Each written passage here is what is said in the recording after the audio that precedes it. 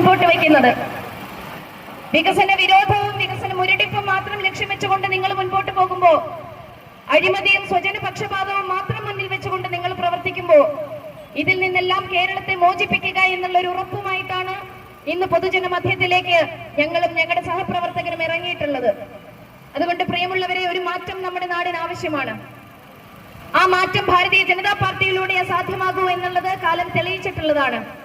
നമ്മുടെ ഭാരതം ഇന്ന് ലോകരാജ്യങ്ങളുടെ നിറകയിലേക്ക് കയറുന്ന സാഹചര്യത്തിലും സാമ്പത്തിക വ്യവസ്ഥ നോക്കുമ്പോൾ 4ാമത്തെ സ്ഥാനമായിട്ട് ഉയർന്നിരിക്കുന്ന ഈ ഒരു സാഹചര്യത്തിലും മറ്റെല്ലാ ലോകരാജ്യങ്ങളും ആരാധനയോടുകൂടി നമ്മുടെ പ്രധാനമന്ത്രിയെ നോക്കുമ്പോൾ തീർച്ചയായിട്ടും നമുക്ക് എടുത്തു പറയാൻ സാധിക്കും നമ്മുടെ നാടിന്റെ പോക്ക് ശരിയായ ദിശയിലാണ് എന്നുള്ളത്.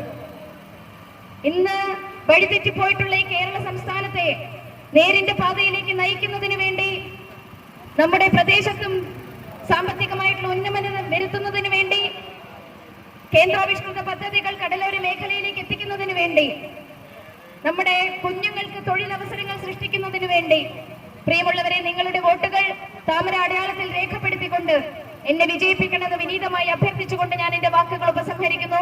നന്ദി, നമസ്കാരം.